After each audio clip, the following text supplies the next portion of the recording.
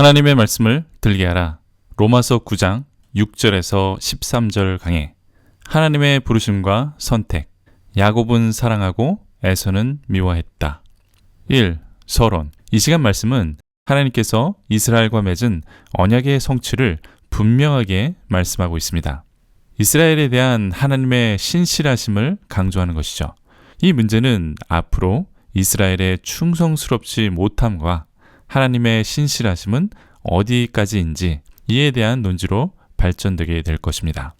또 로마서가 우리들에게 말씀하려고 하는 것은 하나님의 부르심은 약속에 의한 것이지 혈통에 의한 것이 아니다. 이것을 강조하는 것입니다.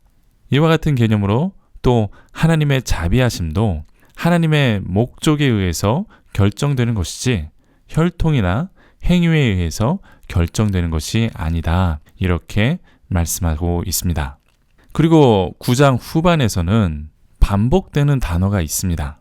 부르심이라는 칼레인이라는 단어와 사랑하다라는 단어인 아가판, 이 단어들이 반복이 됩니다. 이스라엘을 부르시고 사랑하시는 하나님을 강조하는 것이죠. 이번 시간에는 본문을 두 부분으로 나누어서 보겠습니다. 로마서 9장 6절에서 8절까지는 약속의 자녀가 이스라엘이다. 이러한 제목으로 함께 살펴보겠습니다. 그리고 9절부터 13절까지는 하나님의 뜻대로 택함받은 조상이라는 제목으로 나누겠습니다. 그 후에는 결론 부분에서 함께 묵상하는 시간을 갖도록 하겠습니다. 특히 13절에서 하나님께서 야곱을 사랑하시고 에서를 미워했다라는 이 인용 구절이 나타납니다. 이 구절을 통해서 하나님께서 에서를 미워했다라는 그 의미에 대해서 좀 더 생각하고 묵상하는 시간을 갖도록 해보겠습니다. 2. 약속의 자녀가 이스라엘이다. 로마서 9장 6절에서 8절. 6절을 읽어보겠습니다. 그러나 하나님의 말씀이 폐하여진 것 같지 않도다. 이스라엘에게서 난 그들이 다 이스라엘이 아니요. 이렇게 되어 있습니다. 여기서 폐하여졌다라는 단어가 나타납니다. 이 단어는 그리스어로 에크핍토라는 단어입니다. 뜻은 떨어져 나갔다라는 그러한 의미를 가지고 있습니다. 성경에서 쓰여진 사례를 보면 꽃이 떨어졌다, 사슬에서 벗어났다, 또는 배의 방향이 벗어났다, 아니면 실패했다라는 의미로도 사용이 됩니다. 그러니까 이스라엘이 하나님의 말씀에서 떨어져 나갔다, 끊어졌다, 이러한 의미를 갖고 있는 것입니다. 그럼 하나님의 말씀은 어떤 것이냐? 성경을 말씀하는 것인가? 아니면 구약을 말씀하시는 것인가? 우리는 성경을 통해서 그 의미를 찾아야 합니다. 누가복음의 사례를 통해서 보면 하나님의 말씀이라고 하면 복음을 지칭할 때도 많이 있습니다. 또 신약성경, 고린도전서, 고린도후서, 빌립보서, 골로새서, 데살로니가 전서에서도 이러한 예들이 나옵니다. 그래서 복음이라고 해석해야 한다라고 주장하시는 분들도 있습니다. 하지만 이 로마서의 문맥을 볼 때 이스라엘을 특정하고 있고 또 문맥상 언약을 말씀하고 있기 때문에 우리는 하나님의 말씀을 언약이라고 해석해야 한다는 것입니다.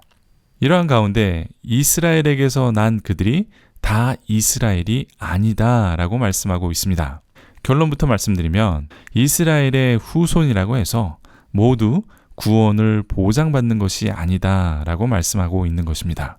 이스라엘 사람들은 자신들을 의인, 경건한 자, 선택받은 자 이렇게 생각을 했습니다. 이에 이스라엘에 대한 설명은 7절에서 계속됩니다. 또한 아브라함의 씨가 다 그의 자녀가 아니라 오직 이삭으로부터 난 자라야 내 씨라 불리리라 하셨으니 라고 되어 있습니다.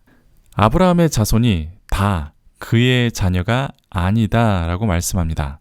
쉽게 말하면 이스마엘이나 아브라함이 늙어서 난 자손들이 있습니다. 하지만 이삭을 제외한 그들 모두는 아브라함의 자녀가 되지 못했습니다. 즉 언약 백성이 아브라함의 자녀가 되었다라고 말씀하는 것이죠. 오직 이삭을 통하여 난 후손만이 아브라함의 자녀가 된다. 이렇게 말씀하고 있습니다. 여기에서 불려진다라는 표현이 있습니다. 불리리라 이렇게 번역된 그리스어 단어는 칼레오라는 단어인데 이름이 주어졌다, 이름이 지어졌다라는 그러한 의미입니다. 그래서 직역하면 이삭으로부터 난 자라야 내 씨, 즉 아브라함의 씨라고 이름 지어진다. 이렇게 해석되는 것입니다. 이제 8절에 보면 곧 육신의 자녀가 하나님의 자녀가 아니요 오직 약속의 자녀가 씨로 여기심을 받느니라. 이렇게 되어 있습니다. 그러니까 육신의 자녀가 하나님의 자녀가 아니라는 것입니다. 그럼 어떻게 하나님의 자녀가 되는 것이냐? 오직 약속의 자녀가 후손이 된다. 이렇게 말씀합니다. 여기에서 우리가 정립해야 하는 개념이 있습니다. 약속의 자녀에 반대되는 개념은 육신의 자녀다. 이렇게 생각할 수 있습니다. 이 문장을 보면 그렇게 자연스럽게 유추할 수 있습니다. 하지만 로마서 2장 29절을 보면 할례에 의해서 육신의 할례와 성령의 할례를 대조하고 있습니다. 또 로마서 4장 13절에서 18절에도 약속의 자녀들은 성령에 따라 난 자들이다. 이렇게 말씀하고 있습니다. 때문에 약속의 자녀는 성령의 자녀다. 이러한 개념으로 생각해야 하는 것입니다. 3. 하나님의 뜻대로 택함받은 조상. 로마서 9장 9절에서 13절. 이제 9절의 말씀을 보겠습니다. 약속의 말씀은 이것이니 명년 이때에 내가 이르리니 사라에게 아들이 있으리라 하심이라. 이 구절은 창세기 18장 10절과 14절을 인용한 구절입니다. 히브리어 성경과 70인역 그리스어 성경을 혼합하여 사용한 것으로 보입니다. 사도 바울은 구약을 그대로 인용하지 않고 약간 의역해서 번역을 했습니다. 특히 주목해야 할 부분은 9절 중간에 내가 이르니니 라는 단어가 있습니다. 창세기 18장 10절에는 내게로 돌아오리니 이렇게 번역이 되어 있습니다. 그런데 사도 바울은 너희에게 오겠다. 이러한 의미와 약속의 성취는 하나님께서 주관하신다라는 의미를 포함하고 있는 것입니다. 쉽게 말하면 내가 온다 이렇게 말씀하신 예수님을 기다리는 종말론적인 단어입니다. 또 언약에 한정적으로 적용해도 하나님께서 언약의 성취를 주관하신다. 그러한 의미가 되는 것입니다. 여러분은 신학교에서도 가르쳐주지 않는 아주 난이도 깊은 이러한 성경 공부를 하고 계시고 있습니다. 이제 10절을 보겠습니다. 그뿐 아니라 또한 리브가가 우리 조상 이삭 한 사람으로 말미암아 임신하였는데 라고 되어 있습니다. 문장 그대로 읽으면 리브가가 우리의 조상 이삭으로 임신했다 이런 말이 됩니다. 이게 무슨 말인지 조금 풀어서 설명드리겠습니다. 리브가가 남편 이삭을 통하여 임신했다라고 말씀하고 있는 것이죠. 그럼 누구를 임신했느냐? 야곱과 에서를 임신하게 된 것이죠.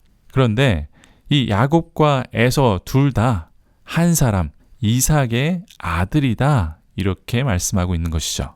이렇게 똑같은 아버지와 어머니를 가지고 태어났습니다. 그런데 야곱은 하나님의 백성으로 선택되고 에서는 하나님의 백성으로 선택받지 못했다는 것입니다. 이것을 강조하고 있는 것이죠. 이 내용은 계속해서 이어지기 때문에 다음 구절을 한번 보겠습니다. 11절입니다. 그 자식들이 아직 나지도 아니하고 무슨 선이나 악을 행하지 아니한 때에 택하심을 따라 되는 하나님의 뜻이 행위로 말미암지 않고 오직 부르시는 이로 말미암아 서게 하려 하사라고 되어 있습니다. 사도 바울은 우리가 이미 창세기의 내용을 잘 알고 있다라는 전제로 말씀하고 있습니다. 야곱과 에서가 이미 리브가의 태중에 있을 때에 하나님께서는 하나님의 백성을 야곱, 즉 이스라엘로 선택하셨다라는 것을 말씀하고 있는 것이죠. 야곱과 에서는 어머니 리브가의 태중에 있었기 때문에 이들은 행위로 선택받은 것이 아니다라고 말씀하는 것입니다. 이들의 선택으로 하나님의 뜻이 세워졌다라는 것을 또 강조합니다. 즉, 하나님의 뜻이 전적으로 주관되고 이루어졌다라는 것을 말씀하는 것이죠. 이것이 로마서의 중요한 주제 중에 하나입니다. 행위가 아니라 오직 부르시는 이로 말미암아 선택되었다는 것입니다. 행위가 아니라 믿음입니다.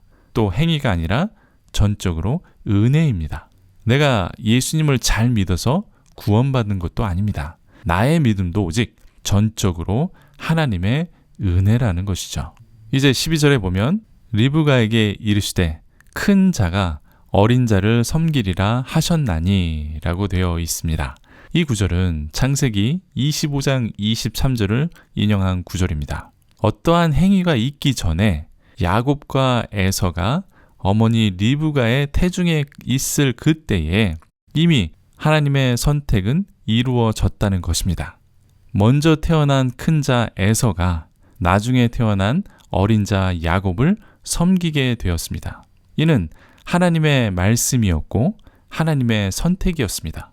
하나님의 은혜로 야곱이 선택된 것이지 야곱의 어떤 행위 없이 전적으로 하나님의 뜻이 세워져서 선택되었다는 것입니다. 이제 끝으로 13절을 보겠습니다. 기록된 바 내가 야곱은 사랑하고 에서는 미워하였다 하신과 같으니라. 이제 사도 바울은 전적인 하나님의 선택에 대한 증거를 성경 구절을 인용하면서 이렇게 제시합니다. 이 구절은 말라기 1장 2절에서 3절을 인용한 것입니다. 사도 바울이 이 구절을 인용한 이유가 있습니다.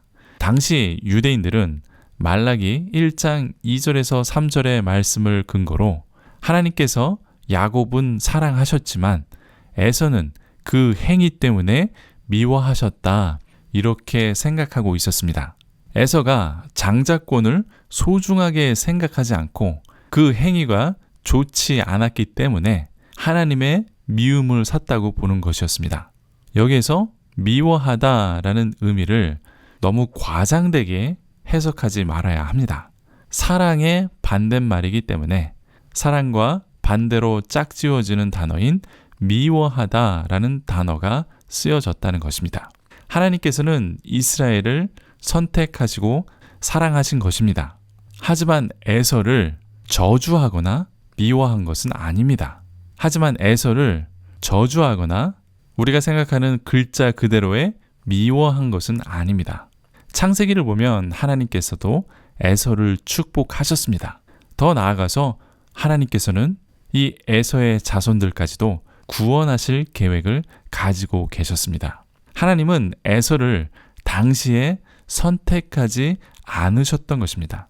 하지만 에서의 후손을 포함한 온 세상 사람들을 사랑하셨기 때문에 예수 그리스도로 구원하실 계획을 가지고 있었던 것입니다. 요한복음 3장 16절, 우리가 너무나도 잘 아는 구절이죠. 하나님께서 세상을 이처럼 사랑하셨다 말씀하고 있습니다. 4. 결론 및 요약. 이제 쉽게 번역해서 읽어드리겠습니다. 로마서 9장 6절부터 13절까지를 제 나름대로 번역해서 읽어보겠습니다. 하나님의 말씀이 떨어졌다고 할 수 없습니다. 이스라엘의 후손이라고 모두가 이스라엘 사람이 아닙니다. 아브라함의 후손이라고 모두가 그의 자녀가 아닌 것처럼 말입니다. 반면 이삭을 통하여 태어난 자들만 너희 자손이라고 정해질 것이다 말씀하셨습니다. 다시 말하면 혈통으로 하나님의 자녀가 되는 것이 아니라 약속의 자녀가 아브라함의 자손으로 여겨지는 것입니다. 이렇게 약속은 선포되었습니다. 그 때가 되면 내가 올 것이고 사라가 아들을 얻을 것이다. 그뿐 아니라 리브가의 자식들은 같은 한 아버지, 우리 아버지 이삭입니다. 그래도 그들이 태어나거나 어떤 선이나 악을 행하기도 전에 하나님의 택하심의 목적에 따라 하나님의 뜻이 세워진 것입니다. 행위에 의한 것이 아니라 부르심에 있는 것입니다. 리브가에게 말씀하신 것은 형이 동생을 섬길 것이다. 성경에 기록된 대로 야곱은 내가 사랑했지만 에서는 내가 미워했다라고 한 것과 같습니다.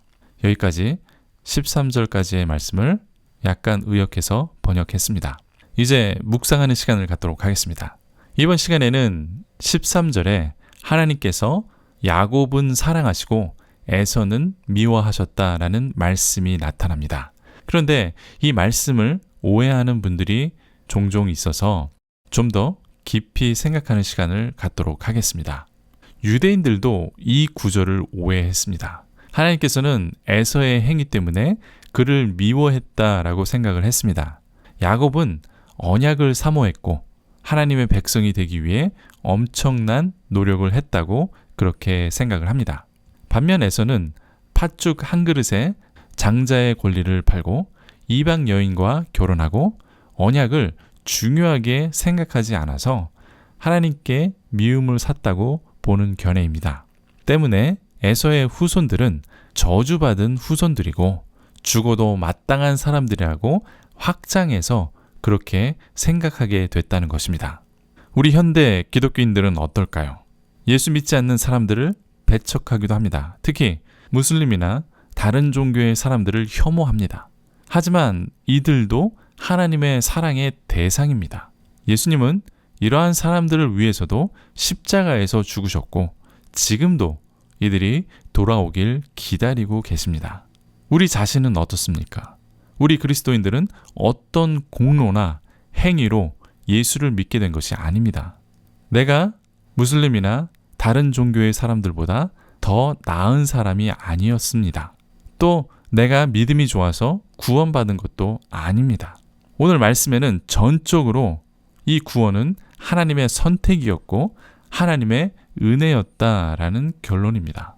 그런데 이보다 더 심각한 문제는 우리 기독교 안에 있습니다. 우리가 교단이 다르다고, 교리가 다르다고, 또는 신학적 입장이 다르다고 쉽게 저주하고 지옥에 보내버립니다. 나와 의견이 다르면 잘못 믿고 있는 것이고 심지어 원수가 되고 마귀가 됩니다. 우리의 행위가 얼마나 대단하고 우리의 믿음이 얼마나 대단하다고 다른 사람이나 다른 의견을 존중하지 못하고 있을까요? 나의 나된 것은 다 하나님의 은혜인데 말입니다. 내게 능력 주시는 분은 하나님이신데 말입니다. 모든 것이 다 은혜인데 우리는 이렇게 행동하고 있다는 것입니다. 다른 사람을 존중하는 것은 모든 것을 하나님께서 선택하시고 주관하신다라는 고백이 됩니다. 다른 사람을 사랑하는 것은 하나님께서 세상을 사랑하신다라는 고백이 되는 것입니다.